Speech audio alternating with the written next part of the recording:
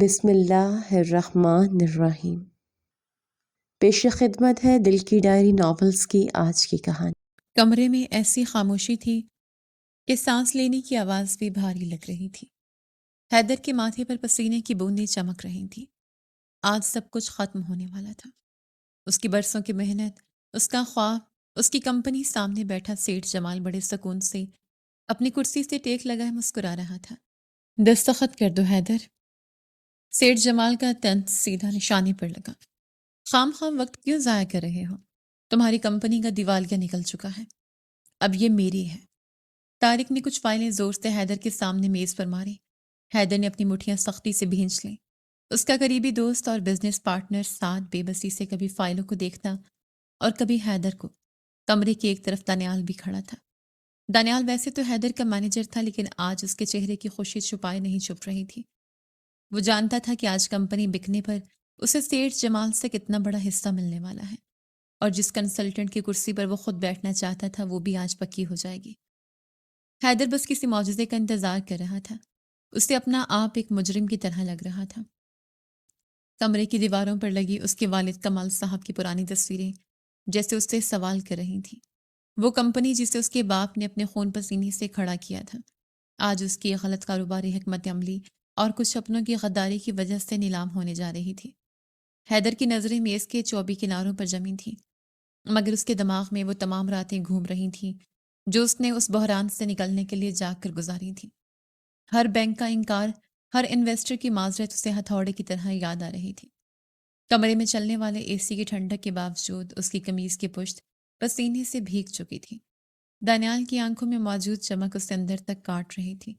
کیا واقعی آج سب ختم ہو جائے گا؟ کیا کمال صاحب کا نام مارکیٹ سے ہمیشہ کے لیے مٹ جائے گا؟ بے بسی کا یہ احساس اس قدر شدید تھا کہ حیدر کا دل چاہ رہا تھا کہ وہ زمین میں دھنس جائے۔ اچانک سعد کے فون کی سکرین روشن ہوئی۔ اس نے جلدی سے پیغام پڑھا اور اس کی بجھی ہوئی آنکھوں میں ایک دم چمک آ گئی۔ وہ جھک کر حیدر کے قریب ہوا۔ ہماری آخری امید پہنچ گئی ہے۔ سعد کی سرگوشی نے حیدر کو چونکا دیا۔ سیٹھ جمال نے یہ سنا تو زوردار کہہ لگایا، امید کیسی امید؟ اب تو دنیا کا کوئی ماہر بھی اس ڈوبتی کشتی کو نہیں بچا سکتا۔ دانیال کے ماتھے پر سلوٹیں پڑ گئیں۔ کوئی ماہر؟ اس نے سوچا۔ اس کی موجودگی میں سعد نے کسے بلا لیا؟ باہر داری میں تیز قدموں کی آوازیں ابھریں۔ ہر قدم کی آواز کے ساتھ کمرے میں موجود لوگوں کی دھڑکنیں تیز ہو گئیں۔ دروازہ کھلا اور ایک لڑکی انتہائی پر اعتماد انداز میں اندر داخل ہوئی۔ اس کے ساتھ ایک اور لڑکی تھی جو ہاتھ میں فائلیں پکڑے ہوئے تھی۔ آنے والی لڑکی کے چہرے پر کمال کا سکون تھا۔ اسے معلوم تھا کہ اس کمرے میں ایسا طوفان اس کا انتظار کر رہا ہے، لیکن اس کی چال میں ذرا بھی ڈر نہیں تھا۔ حیدر نے جیسی نظریں اٹھائیں اس کی سانسیں وہیں رک گئیں۔ وہ اپنی جگہ پر بت بن گیا۔ اس کا دماغ جیسے سن ہو گیا۔ وہ بے یقینی سے بس سامنے کھڑی لڑکی کو دیکھے جا رہا تھا۔ انایا، انایا۔ انایا نے حیدر کی طرف پلٹ کر بھی نہیں دیکھا۔ اس کی سیدھی اور تیز نظریں سیٹھ جمال پر تھیں۔ وہ چلتی ہوئی سیدھا اس کی میز کے سامنے جا کر کھڑی ہوئی۔ اس کی خوش مزاج اسسٹنٹ زویا نے تیزی سے کچھ کاغذات انایا کے ہاتھ میں پکڑائے۔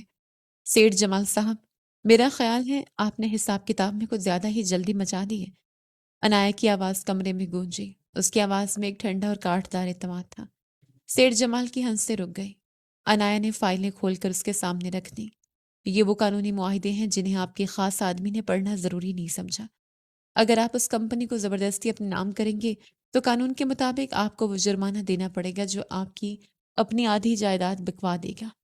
طارق نے جلدی سے وہ فائلیں اٹھائیں اور تیزی سے ورق پلٹنے لگا۔ چند ہی سیکنڈز میں اس کے ہاتھ کانپنے لگے۔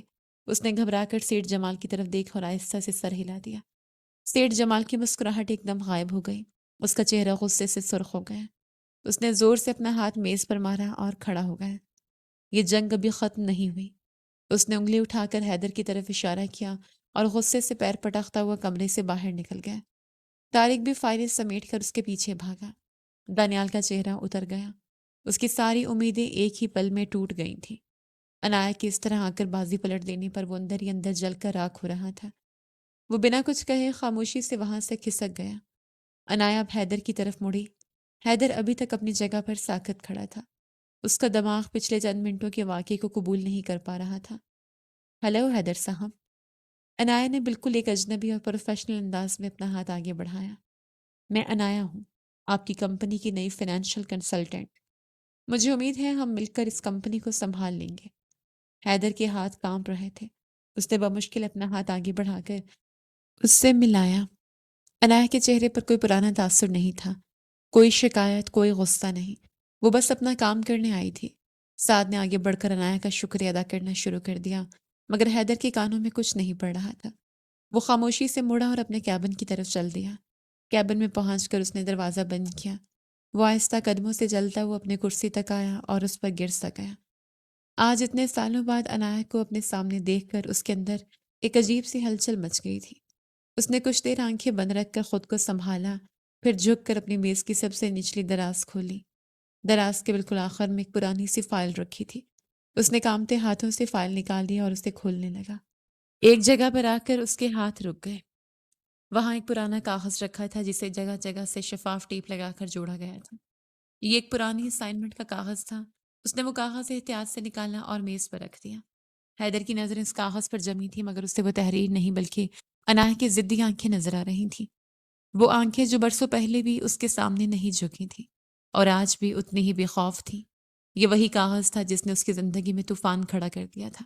اس نے کرسی کی پشت سے سر ٹکایا اور اپنی آنکھیں سختی سے بند کر لیں۔ بند آنکھوں کے پیچھے حال کا دفتر، سیٹھ جمال کا غصہ اور عنایہ کا پروفیشنل مسکراہٹ سب دھندلا گیا۔ وقت کی سوئی تیزی سے پیچھے کی طرف گھومنے لگی۔ 5 سال پرانا وہ وقت جب وہ غرور کے نشے میں تھا، جب اس نے پہلی بار عنایہ کا غرور توڑنے کی کوشش کی تھی، لیکن بدلے میں اپنا سب کچھ ہار بیٹھا تھا۔ حیدر یونیورسٹی کا وہ لڑکا تھا جسے لگتا تھا کہ دنیا کی ہر چیز خریدی جا سکتی ہے۔ کمال صاحب جیسے بڑے بزنس مین کی اکلوتی اولاد ہونے کی وجہ سے پیسے اور طاقت کا نشہ اس کے دماغ پر سوار رہتا تھا۔ وہ اور اس کا دوست سعد ہر وقت ایک خاص غرور میں رہتے تھے۔ یونیورسٹی کا عملہ ہو یا ساتھی طالب علم، سب حیدر کے سامنے جھک کر چلتے تھے۔ دوسری طرف عنایہ بالکل مختلف دنیا کی لڑکی تھی۔ ایک سیدھے سادے گھرانے سے تعلق رکھنے والی عنایہ کا مقصد صرف پڑھائی تھا۔ اس کا بڑا بھائی احسن دن رات محنت کر کے اس کی فیس پوری کرتا تھا۔ عنایہ خاموش طبع تھی، لیکن اسے اپنے اصولوں پر سمجھوتہ کرنا نہیں آتا تھا۔ ان دونوں کے درمیان پہلی چپکلش ایک کلاس پریزنٹیشن کے دوران ہوئی تھی۔ حیدر نے ایک ایسا بزنس ماڈل پیش کیا تھا جس میں غریب مزدوروں کے حقوق کو بالکل نظر انداز کر کے صرف منافع پر زور دیا گیا تھا۔ استاد کے سامنے عنایہ نے کھڑے ہو کر اس کی اس خامی کو بے نقاب کر دیا تھا۔ اس نے سیدھے الفاظ میں کہا تھا کہ جو کاروبار دوسروں کا حق مار کر کھڑا کیا جائے وہ کامیابی نہیں بلکہ ظلم ہے۔ پوری کلاس میں سناٹا چھا گیا تھا۔ حیدر کو یہ بات اپنی سخت بے عزتی لگی تھی۔ اس نے کلاس کے بعد عنایہ کو راہداری میں روک کر وارننگ دی تھی کہ وہ اپنے کام سے کام رکھے، مگر عنایہ نے اس کی دھمکی کو کوئی اہمیت نہیں دی تھی اور اسے وہیں چھوڑ کر چلے گئے۔ اس دن کے بعد سے حیدر کے اندر عنایہ کو نیچے دکھانے کی ایک ضد پیدا ہو گئی تھی۔ کچھ ہفتے گزر گئے۔ فائنل اسائنمنٹ جمع کروانے کا دن تھا۔ یونیورسٹی کا کوریڈور لڑکوں کے ہجوم اور کہکوں سے گونج رہا تھا۔ حیدر اپنے دوستوں کے بیچ کھڑا کسی بات پر ہنس رہا تھا کہ عنایت سیدھا اس کے سامنے آ کر رکی۔ اس کے چہرے پر ناراضگی تھی۔ میری اسائنمنٹ واپس کرو حیدر۔ عنایہ کی آواز میں سختی تھی۔ حیدر نے ہنسی روکی اور ایک طنز مسکراہٹ کے ساتھ اپنے بیگ سے کاغذوں کا ایک پلندہ نکال کر دکھایا۔ یہ چاہیے تمہیں؟ اس نے کاغذ ہوا میں لہرائے۔ ہاں، یہ میری محنت ہے، اسے خاموشی سے واپس کر دو۔ حیدر نے اپنے دوستوں کی طرف دیکھ کر آنکھ ماری اور پھر سب کے سامنے ان کاغذوں کو بیچ سے پھاڑ دیا۔ 1 2 3 بار اس نے کاغذ کے ٹکڑے ہوا میں اچھال دیے۔ یہ لو اپنی محنت، اب جا کر چن لو۔ حیدر نے حقارت سے کہا۔ اسے لگا تھا عنایہ رو پڑے گی یا بھاگ جائے گی، لیکن عنایہ اپنی جگہ سے 1 انچ بھی پیچھے نہیں ہٹی۔ اس نے ایک قدم آگے بڑھایا اور سیدھا حیدر کی آنکھوں میں دیکھا۔ ہوا کے جھونکے سے وہ سفید کاغذوں کے ٹکڑے کوریڈور کے فرش پر ادھر ادھر بکھرنے لگے۔ عنایہ کے کانوں میں حیدر کے دوستوں کے کہکے کسی تیزاب کی طرح پڑ رہے تھے۔ وہ اسائنمنٹ جس کے لیے اس نے پچھلے 3 راتیں جا کر گزاری تھیں، جس کے لیے اس کے بھائی احسن نے اپنا اوور ٹائم لگا کر اسے لیپ ٹاپ ٹھیک کروا کر دیا تھا، آج وہ اس کے قدموں میں بکھری پڑی تھی۔ اس کی آنکھوں کی کٹوریوں میں آنسوں کی ایک لہر ابھری۔ وہ چند سیکنڈز کے لیے ٹوٹی، مگر پھر اس نے سختی سے اپنی مٹھیاں بھینچ لیں۔ اس نے اپنی پلکوں کو تیزی سے جھپک کر ان آنسوں کو وہیں خشک کر دیا۔ وہ جانتی تھی کہ اس کے آنسو حیدر جیسے مغرور انسان کی سب سے بڑی جیت ہوں گے۔ اس نے ایک نظر فرش پر بکھرے اپنے محنت کے ٹکڑوں پر ڈالی اور پھر اس کی نظریں سیدھی حیدر کے چہرے پر مرکوز ہو گئیں۔ اس کی آنکھوں میں اب دکھ نہیں بلکہ ایک ایسی چنگاری تھی جسے حیدر کا غرور بھی نہیں بجھا سکتا تھا۔ تمہیں لگتا ہے ان کاغذوں کو پھاڑ کر تم نے میری حیثیت گرا دی ہے؟ میری اصل حیثیت وہ ہے جو تم کبھی نہیں پا سکتے، اور وہ عزت ہے تم جیسے لوگ صرف چھیننا جانتے ہیں، کمانا نہیں۔ حیدر کا چہرہ غصے سے سرخ ہو گیا۔ اس کی انا کو سب کے سامنے ٹھوکر لگی تھی۔ اپنی حد میں رہو لڑکی، کل صبح اسی جگہ سب کے سامنے تم مجھ سے معافی مانگو گی، ورنہ اس یونیورسٹی میں تمہارا رہنا مشکل کر دوں گا۔ انایا نے کوئی جواب نہیں دیا، بس ایک آخری بار اسے دیکھا اور وہاں سے چلی گئی۔ اگلی صبح حیدر اور سعد اسی کوریڈور میں کھڑے انایا کا انتظار کر رہے تھے۔ کافی وقت گزر چکا تھا مگر وہ نہیں آئے۔ سعد نے اپنا فون جیب میں رکھا اور حیدر کے کندھے پر ہاتھ رکھا۔ وہ نہیں آئے گی حیدر، اسے آنا پڑے گا۔ وہ مجھ سے بچ کر کہاں جائے گی؟ حیدر نے دان پیستے ہوئے کہا۔ وہ ڈین کے دفتر میں ہے، میں نے ابھی پتہ کیا ہے، اس نے اپنی پھٹی ہوئی اسائنمنٹ کی پرواہ کیے بغیر ڈین کو زبانی پریزنٹیشن دی دی ہے، اور ڈین نے اس کی قابلیت مان کر اسے پاس کر دیا ہے۔ حیدر کو لگا جیسے کسی نے اسے زوردار تھپڑ مارا ہو۔ اس کی انا پر یہ دوسری بڑی ضرب تھی۔ یہ کیسے ہو سکتا ہے؟ سعد نے اسے سمجھانے کی کوشش کی۔ یار چھوڑ دو اس لڑکی کو، اس سے الجھنا ٹھیک نہیں ہے، وہ باقی لڑکیوں جیسی نہیں ہے جو تم سے دب جائے گی۔ نہیں سعد، اب تو بات میری عزت پر آ گئی ہے۔ حیدر نے مٹھیاں بھینچ لیں۔ دوسری طرف انایا کیفیٹیریا میں بیٹھی تھی جب اس کا بھائی احسن وہاں پہنچ گیا۔ وہ کافی پریشان لگ رہا تھا۔ انایا، میں نے تمہیں کتنی بار سمجھایا ہے کہ ان امیر اور بگڑے ہوئے لڑکوں سے دور رہا کرو، وہ لوگ کسی کا لحاظ نہیں کرتے، تم کیوں ان کے منہ لگ رہی ہو؟ انایا نے اپنا بیگ سمیٹا۔ بھائی جان، میں نے کسی کا کچھ نہیں بگاڑا، لیکن اگر کوئی میرا حق چھینے گا تو میں چپ نہیں رہوں گی۔ میں کسی سے ڈرنے والی نہیں۔ ڈرنا پڑتا ہے انایا، ہم غریب لوگ ہیں، ہماری عزت ہی ہمارا سب کچھ ہے، اسے داؤ پر مت لگاؤ۔ ایسے نے فکر مندی سے کہا۔ آپ فکر نہ کریں، میں اپنی عزت کی حفاظت کرنا جانتی ہوں۔ وہ احسن کو تسلی دے کر لائبریری کی طرف چل پڑی، لیکن یہ بغاوت حیدر کے اندر ایک بے چینی پیدا کر چکی تھی۔ لائبریری میں خاموشی تھی۔ انایا کونے میں بیٹھی کتاب پڑھنے میں مگن تھی۔ حیدر اسے ڈھونڈتا ہوا وہاں پہنچ گیا۔ اس نے انایا کے بالکل سامنے والی کرسی کھینچی اور جان بوجھ کر تھوڑی آواز پیدا کرتے ہوئے بیٹھ گیا۔ انایا نے کتاب سے نظریں نہیں ہٹائیں۔ کیا سوچا تم نے؟ ڈین کے پاس جا کر تم مجھ سے جیت گئی ہو؟ حیدر نے دھیمی لیکن دھمکی آمیز آواز میں کہا۔ انایا نے ایک ورق پلٹا اور انتہائی ٹھنڈے لہجے میں بولی، میں یہاں پڑھنے آتی ہوں، تم سے مقابلہ کرنے نہیں۔ مقابلہ وہ کرتے ہیں جنہیں خود پر شک ہو۔ حیدر نے میز پر ہاتھ مارا۔ تمہیں اندازہ نہیں ہے کہ میں تمہارے ساتھ کیا کر سکتا ہوں۔ میں تمہارا کیریئر تباہ کر دوں گا انایا۔ انایا نے اب کتاب بند کی اور حیدر کی طرف دیکھا۔ اس کی آنکھوں میں کوئی خوف نہیں تھا۔ تمہارا یہ غصہ، یہ دھمکیاں، یہ سب تمہاری کمزوری کی نشانی ہے۔ ایک طاقتور انسان کو لوگوں کو ڈرا کر اپنی طاقت ثابت نہیں کرنی پڑتی۔ تم اندر سے بہت کھوکھلے ہو حیدر۔ حیدر کے پاس اس سیدھی اور سچی بات کا کوئی جواب نہیں تھا۔ وہ کچھ بولنا چاہتا تھا لیکن الفاظ گلے میں پھنس گئے۔ وہ لاشعوری طور پر اس لڑکی کی بہادری سے متاثر ہو رہا تھا۔ انایا نے اپنی کتابیں اٹھائیں، کرسی پیچھے کی اور اسے وہیں اکیلا چھوڑ کر لائبریری سے باہر نکل گئی۔ حیدر کافی دیر تک وہیں بیٹھا اس کے الفاظ اپنے ذہن میں دہراتا رہا۔ کچھ دن سکون سے گزرے لیکن یہ طوفان سے پہلے کی خاموشی تھی۔ یونیورسٹی کے نوٹس بورڈ کے سامنے طلباء کا ایک بڑا ہجوم جمع تھا۔ سب آپس میں سرگوشیاں کر رہے تھے۔ انایا کلاس کے لیے جا رہی تھی تو اس کے کلاس فیلو زویا نے بھاگ کر اس کا ہاتھ پکڑ لیا۔ انایا، تم نے نوٹس بورڈ دیکھا؟ زویا کی آواز کانپ رہی تھی۔ کیوں، کیا ہوا ہے؟ زویا، تم اتنی گھبرائی ہوئی کیوں ہو؟ تم خود چل کر دیکھ لو انایا۔ نوٹس بورڈ کے پاس پہنچی، وہاں اس کی کچھ جعلی دستاویزات لگی تھیں۔ ان کاغذات میں یہ دکھایا گیا تھا کہ انایا نے اسکالرشپ حاصل کرنے کے لیے یونیورسٹی کے امتحانی پرچے چوری کیے ہیں، اور اس کام کے لیے اس نے انتظامیہ کے کچھ لوگوں کو پیسے بھی دیے ہیں۔ انایا کے پیروں تلے زمین نکل گئی۔ اس کی پوری ساکھ داؤ پر لگ چکی تھی۔ آس پاس کھڑے لڑکے لڑکیاں اسے عجیب نظروں سے دیکھ رہے تھے۔ مجھے تو پہلے ہی پتا تھا، یہ لڑکی سیدھی نہیں ہے۔ ایک آواز آئی، یہ سب حیدر سے الجھنے کا نتیجہ ہے، اس نے تو کہا تھا وہ اسے نہیں چھوڑے گا۔ دوسری آواز ابھری، یہ سب طارق کا کیا دھرا تھا۔ سیٹھ جمال کا یہ پرانا ساتھی یونیورسٹی کے انتظامی معاملات میں دخل اندازی کر سکتا تھا۔ اس نے بڑی چالاکی سے یہ سارا جال بنا تھا تاکہ انایا بھی بدنام ہو جائے اور اس کا سارا الزام حیدر پر آئے۔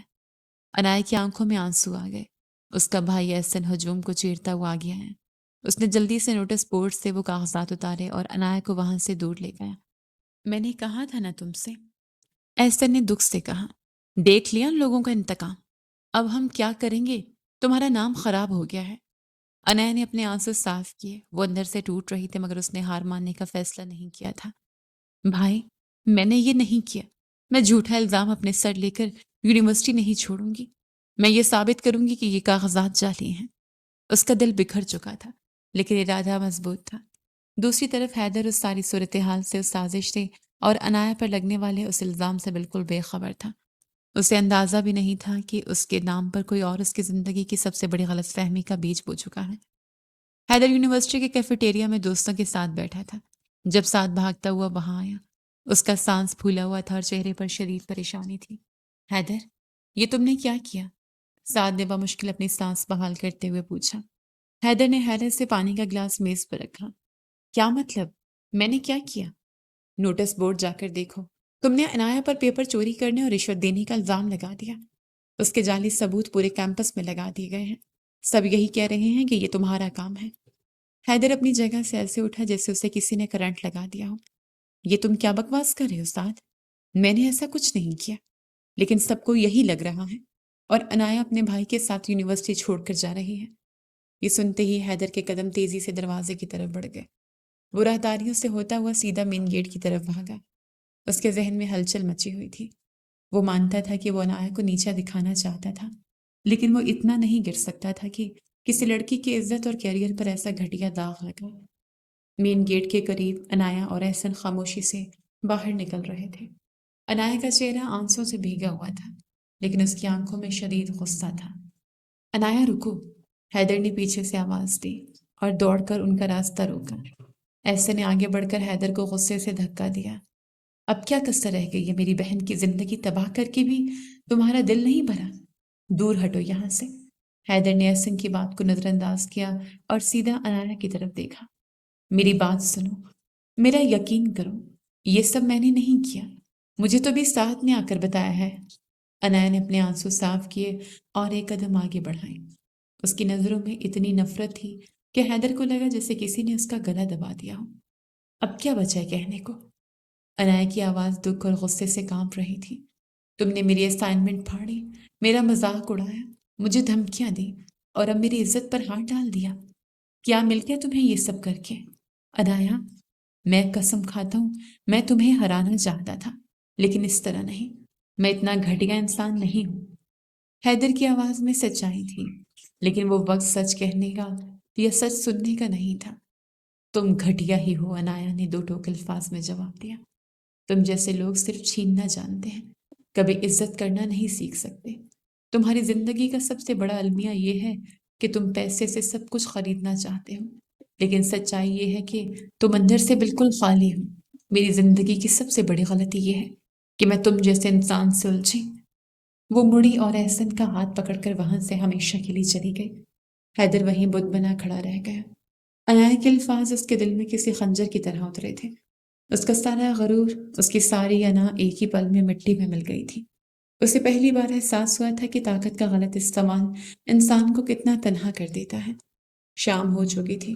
یونیورسٹی کا وہ حصہ بالکل سنسان اور ویران تھا۔ حیدر آہستہ آہستہ چلتا ہوا اسی راہداری میں پہنچا جہاں 2 دن پہلے اس نے عنایا کی اسائنمنٹ پھاڑی تھی۔ وہ خاموشی سے دیوار کے سہارے نیچے بیٹھا۔ فرش کے کونے میں ابھی بھی کچھ کاغذ کے ٹکڑے بکھرے پڑے تھے۔ اس نے جھک کر کانپتے ہاتھوں سے ان ٹکڑوں کو چننا شروع کیا۔ اس کی آنکھوں سے آنسو گر کر ان کاغذوں پر پڑ رہے تھے اور وہ ان تمام ٹکڑوں کو احتیاط سے جمع کرتا رہا، یہاں تک کہ آخری ٹکڑا بھی اس کی مٹھی میں آ گیا۔ اس نے وہ کاغذ اپنی جیب میں رکھ لیے۔ اس خاموش راہداری میں اس نے خود سے وعدہ کیا کہ وہ ایک دن ان کاغذوں کو جوڑ کر دوبارہ اس کے سامنے رکھے گا، لیکن تب تک وہ خود کو وہ انسان بنا لے گا جو اس لڑکی کے ساتھ کھڑا ہونے کے لائق ہو۔ اس کی بند آنکھیں کھلی اور ماضی کا وہ دردناک منظر دھندلا کر دوبارہ حال کے دفتر کی صورت اختیار کر گیا۔ حیدر اپنے کیبن میں اسی جڑے ہوئے کاغذ کو تھامے کھڑا تھا۔ اس کے دل کی دھڑکن ابھی تک تیز تھی۔ اچانک دروازے پر ہلکی سی دستک ہوئی اور عنایا اندر داخل ہوئی۔ اس کے ہاتھ میں لیپ ٹاپ اور کچھ فائلیں تھیں۔ حیدر نے جلدی سے وہ کاغذ دراز میں رکھا اور خود کو سیدھا کیا۔ عنایا نے سیدھا کرسی کھینچ اور فائلیں میز پر رکھی۔ حیدر صاحب، یہ پچھلے 3 سال کی بیلنس شیٹس ہیں۔ سیٹھ جمال کے وکیل نے ان اعداد و شمار کو بنیاد بنا کر کیس تیار کیا ہے۔ ہمیں آج رات تک ان میں موجود خامیوں کو نکالنا ہوگا۔ اس کا لہجہ اتنا روکھا اور پیشہ ورانہ تھا کہ حیدر کے منہ میں آنے والے الفاظ وہیں رک گئے۔ وہ اسے کچھ کہنا چاہتا تھا، اپنے اندر کا بوجھ ہلکا کرنا چاہتا تھا، مگر ہمت نہیں جٹا پا رہا تھا۔ انایا، تم اتنے سالوں بعد، حیدر نے ہچکچاتے ہوئے بات شروع کرنے کی کوشش کی۔ انایا نے لیپ ٹاپ کی اسکرین سے نظریں ہٹائے بغیر جواب دیا، سر، ہمارا وقت بہت قیمتی ہے۔ میں یہاں صرف آپ کی کمپنی کو قانونی بحران سے نکالنے آئی ہوں۔ میری فیس اور میرا کام دونوں بس اسی حد تک محدود ہیں۔ برائے مہربانی اپنا دھیان ان فائلوں پر رکھیں۔ اس نے حیدر کے سوال کو جس سختی سے کاٹا، اس سے حیدر کو سمجھ آ گئی کہ اس لڑکی کے دل میں آج بھی وہی پرانی دیواریں کھڑی ہیں۔ کیبن کے شیشے والے دروازے کے باہر سے دانیال یہ سب دیکھ رہا تھا۔ اس کے سینے میں حسد کی آگ جل رہی تھی۔ یہ 2 کوڑی کی کنسلٹنٹ اس کے اتنے قریب کیسے جا رہی ہے؟ میری سیٹ، میرا منافع، سب اس لڑکی کی وجہ سے خطرے میں ہے۔ مجھے کچھ کرنا پڑے گا۔ وہ بڑبڑایا اور غصے سے وہاں سے ہٹ گیا۔ حیدر نے خاموشی سے فائلیں اپنی طرف کھسکا لی۔ اس نے انایا کو جاتے ہوئے دیکھا اور دل ہی دل میں پختہ ارادہ کیا کہ وہ اب الفاظ سے نہیں بلکہ اپنے عمل سے اس کا بھروسہ جیتے گا۔ وہ اسے دکھائے گا کہ وہ اب پرانا حیدر نہیں رہا۔ کچھ دیر بعد میٹنگ روم میں ایک اہم اجلاس چل رہا تھا۔ حیدر، سعد، انایا اور زویا میز کے گرد بیٹھے تھے۔ ماحول کافی کشیدہ تھا کیونکہ قرض کی ادائیگیاں سر پر کھڑی تھیں۔ ہر کوئی سنجیدگی سے مسئلے کا حل نکالنے میں مگن تھا۔ اچانک میٹنگ روم کا دروازہ بڑے زور سے کھلا۔ سب نے چونک کر دروازے کی طرف دیکھا۔ حیدر کے والد کمال صاحب، ایک انتہائی زندہ دل، ہنستے مسکراتے اور خوش مزاج انسان، اندر داخل ہوئے۔ ان کی شخصیت میں ایک عجیب سی چمک اور اپنائیت تھی۔ کیا حال ہے میری نوجوان فوج کا؟ انہوں نے بلند اور خوشگوار آواز میں کہا۔ سب احتراماً کھڑے ہو گئے۔ کمال صاحب کی نظر سیدھی انایا پر پڑی، پھر انہوں نے حیدر کے الجھے ہوئے اور گھبرائے ہوئے چہرے کو دیکھا۔ وہ زندگی کا وسیع تجربہ رکھتے تھے۔ فوراً کمرے کا سارا ماحول اور حیدر کی گھبراہٹ بھانپ گئے۔ ارے واہ، یہ نئی شامل ہونے والی بیٹی کون ہے؟ کمال صاحب نے مسکراتے ہوئے پوچھا۔ سعد نے جلدی سے آگے بڑھ کر تعارف کروایا۔ انکل، یہ انایا ہیں، ہماری نئی فائنینشیل کنسلٹنٹ۔ انہی کی وجہ سے آج صبح سیٹھ جمال کو پیچھے ہٹنا پڑا ہے۔ کمال صاحب نے خوشی سے انایا کے سر پر ہاتھ رکھا۔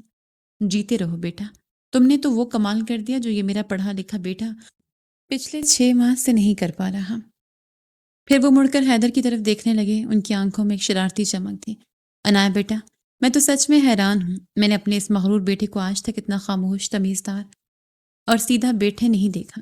تم نے کیا جادو کیا ہے اس پر؟ یہ سنتے ہی زویا اور سعد نے جلدی سے اپنے منہ پر ہاتھ رکھ لیا تاکہ ان کی ہنسی باہر نہ نکل جائے۔ حیدر کا چہرہ شدید شرمندگی سے سرخ ہو گیا۔ بابا پلیز، ہم ایک بہت سنجیدہ میٹنگ کر رہے ہیں، حیدر نے جھیمتے ہوئے کہا۔ کمال صاحب نے زوردار کہہ کر لگایا۔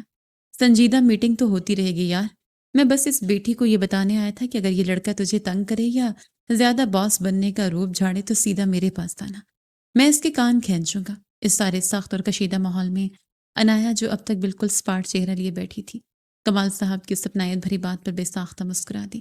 اس کی وہ ہلکی سی مسکراہٹ حیدر نے پہلی بار دیکھی تھی۔ جی انکل، اگر اس نے تنگ کیا تو میں سب سے پہلے آپ کو بتاؤں گی۔ انایا نے بھی اسی ہلکے پھلکے انداز میں جواب دیا۔ کمرے کا سارا تناؤ خوبصورت مزاح میں بدل گیا تھا۔ حیدر نے سکون کا سانس لیا اور دل ہی دل میں اپنے والد کا شکر ادا کیا، جن کی وجہ سے کم از کم انایا کے چہرے پر تھوڑی سی نرمی تو آئی تھی۔ لیکن یہ سکون زیادہ دیر رہنے والا نہیں تھا، کیونکہ طارق اور دانیال مل کر ایک نیا جال بچھانے کی تیاری کر رہے تھے۔ دانیال اب دفتری معاملات میں اپنی پوزیشن کا فائدہ اٹھا کر سیٹھ جمال کے خاص آدمی طارق کو اندر کی تمام خبریں پہنچا رہا تھا۔ شام کے وقت انایا اپنے کیبن میں اکیلی بیٹھے لیپ ٹاپ پر کچھ کام کر رہی تھی۔ جب اس کے میز پر رکھا انٹرکام بج اٹھا، اس نے فون اٹھایا تو دوسری طرف سے ایک ناگوار سی آواز ابھری۔ کیسی ہے انایا بی بی؟ میں طارق بات کر رہا ہوں، سیٹھ جمال کا ساتھی۔ انایا کے ماتھے پر سلوٹیں پڑ گئیں۔ آپ کی مجھ تک پہنچنے کی ہمت کیسے ہوئی؟ اور آپ کو مجھ سے کیا کام ہے؟ کام تو بہت بڑا ہے۔ سیٹھ صاحب آپ کی قابلیت سے بہت متاثر ہوئے ہیں۔ وہ چاہتے ہیں کہ آپ حیدر کا ساتھ چھوڑ دیں اور ہماری طرف آ جائیں۔ آپ جو منہ مانگی رقم مانگیں گی آپ کو اسی وقت مل جائے گی، طارق نے لالچ دیتے ہوئے کہا۔ انایا کے چہرے پر سخت ناگواری چھا گئی۔ طارق نے اپنی بات جاری رکھی، اور ویسے بھی آپ اس حیدر کو کیوں بچا رہی ہیں؟ کیا آپ بھول گئی کہ ماضی میں اس نے آپ کے ساتھ کیا کیا تھا؟ آپ کی تو اس سے پرانی دشمنی ہے۔ سیٹھ صاحب کی پیشکش مانیں اور اپنا بدلہ پورا کریں۔ میرا حساب کتاب کیسا ہے یہ میں خود طے کروں گی۔ انایا نے 2 ٹوک الفاظ میں جواب دیا۔ سیٹھ جمال سے کہہ دینا کہ میری ایمانداری بکاؤ نہیں ہے۔ وہ اپنی یہ پیشکش اپنے پاس ہی رکھی۔ اس نے فون بند کر دیا۔ کیبن کے باہر کھڑا دانیال یہ ساری گفتگو سن چکا تھا۔ اس نے سوچا کہ اگر انایا نہیں مانی تو وہ خود کوئی ایسا کھیل کھیلے گا کہ انایا بھی پھنس جائے اور حیدر کی کمپنی بھی تباہ ہو جائے۔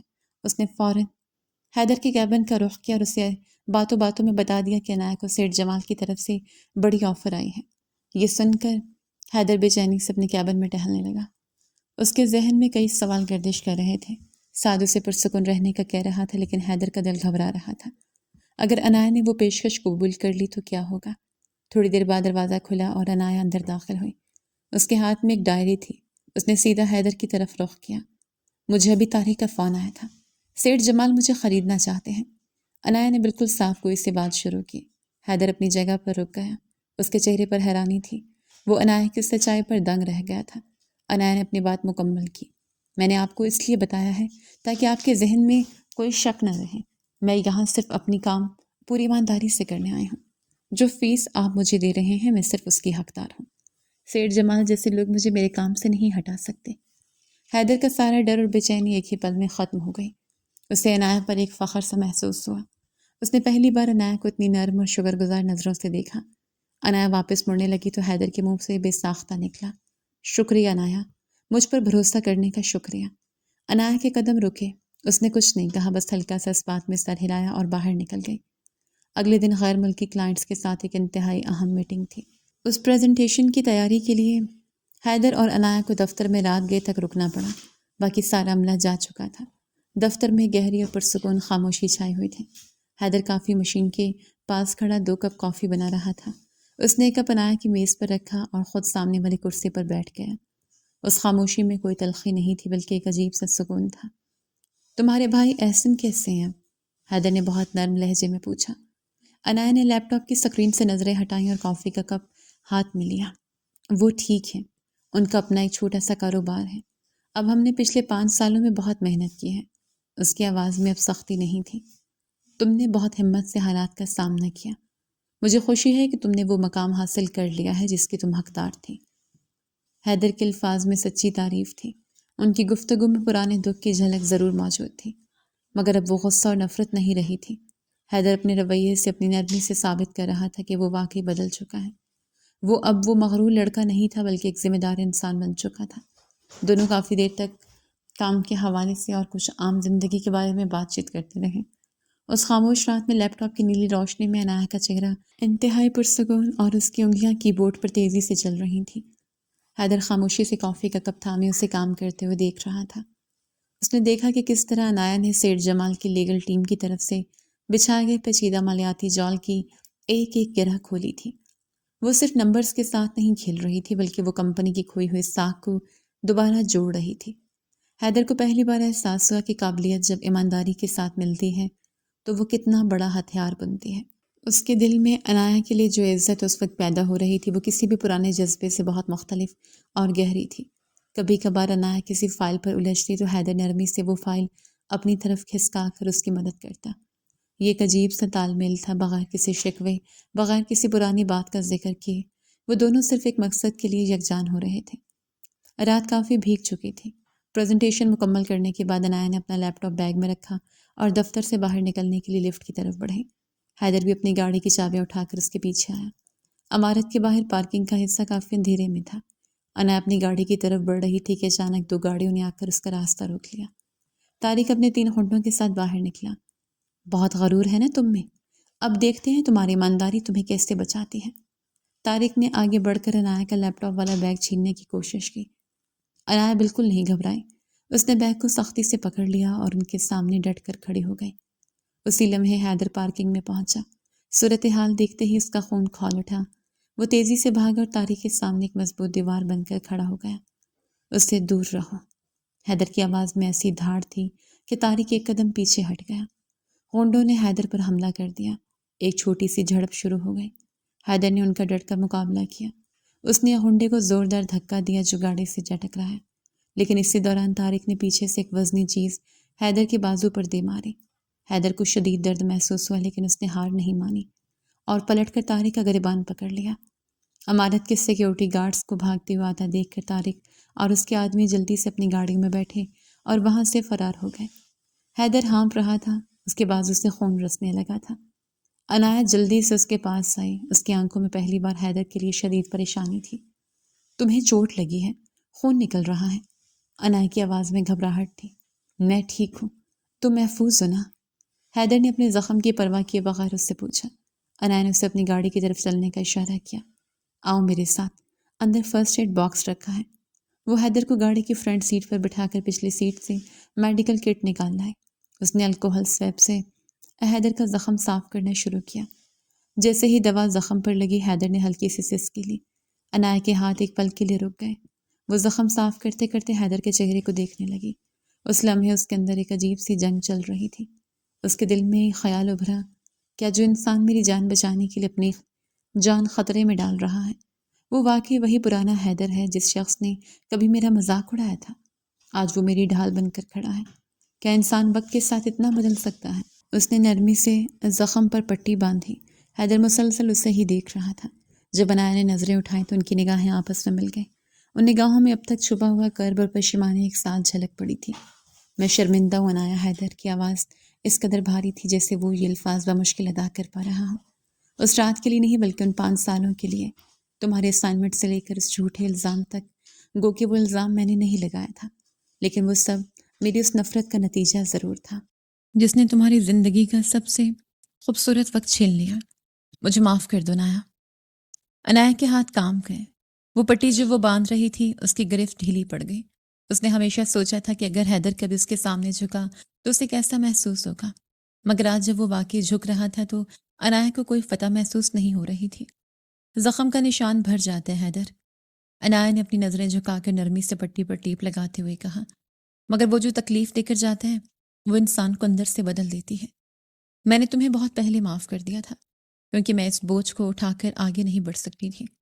آج تم نے جو میری جان بچائی ہے اس نے میرے ذہن میں موجود اس مغرور حیدر کو ہمیشہ کے لیے ختم کر دیا ہے۔ اس ایک پل کی خاموشی میں ان کی آنکھوں نے بہت کچھ کہہ دیا تھا۔ ان نظروں کے تبادلے نے ان کے درمیان موجود پرانے شکووں کی آخری دیوار بھی گرا دی تھی۔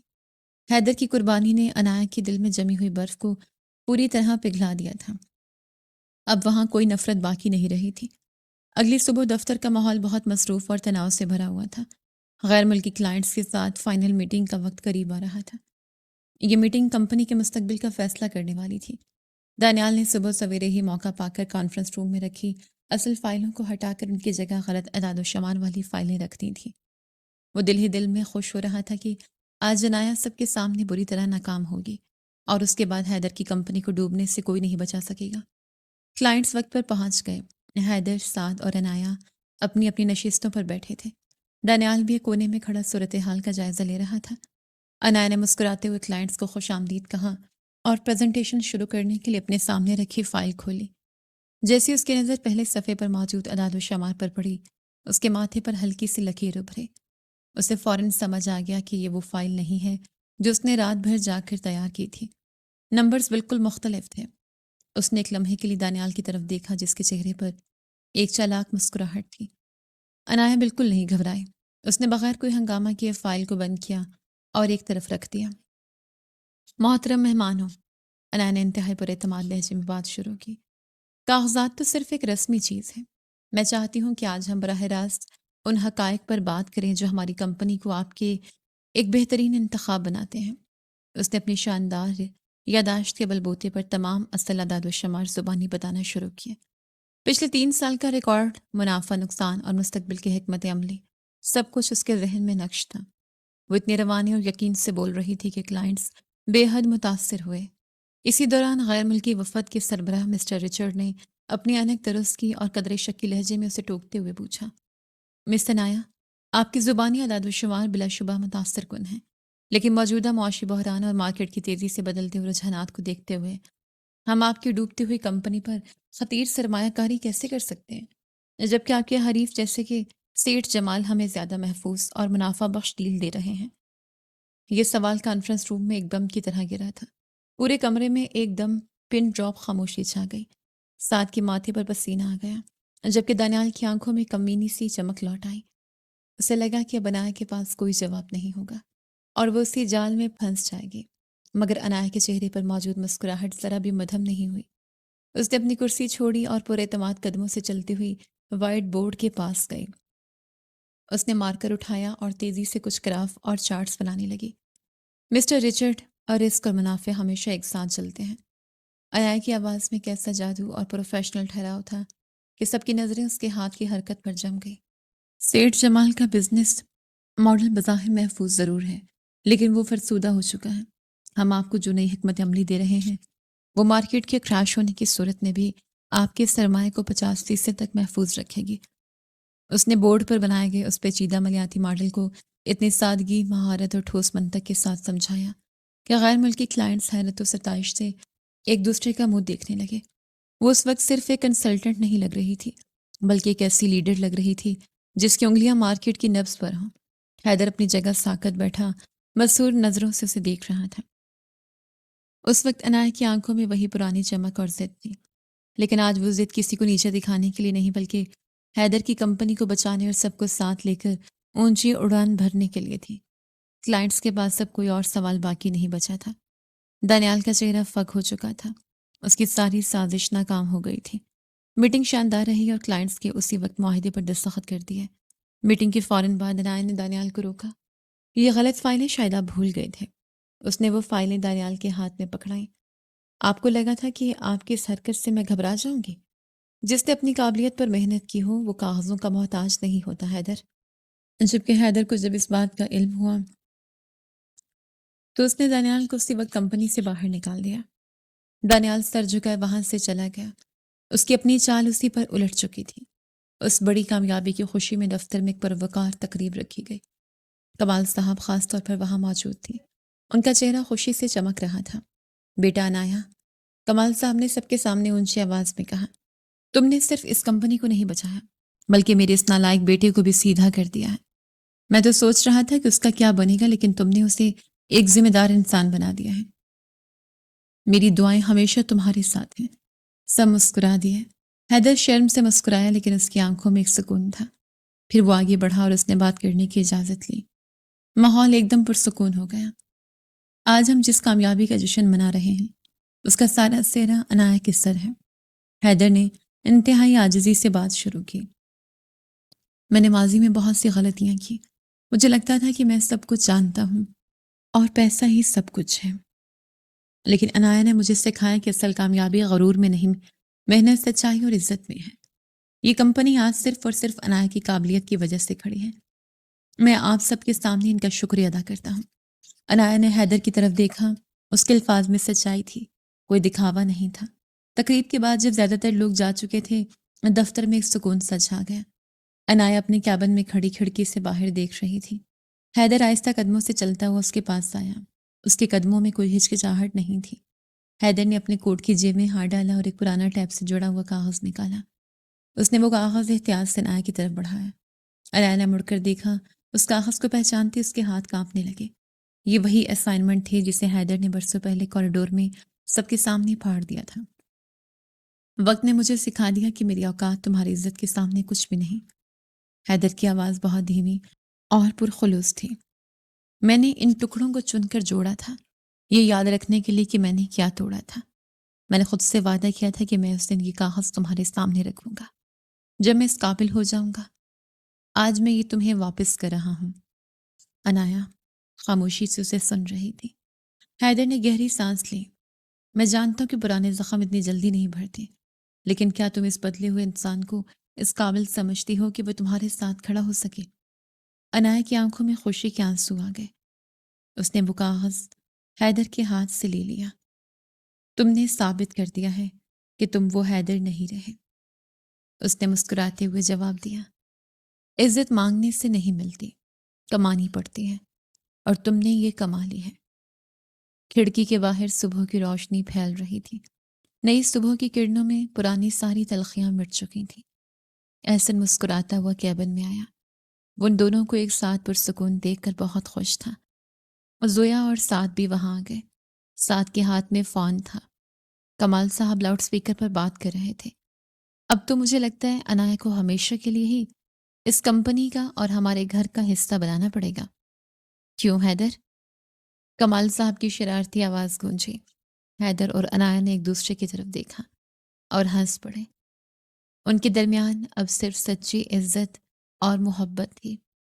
یہ ایک نئے اور خوبصورت سفر کا آغاز تھی، جہاں گزرے ہوئے کل کی کوئی پرچھائی نہیں تھی۔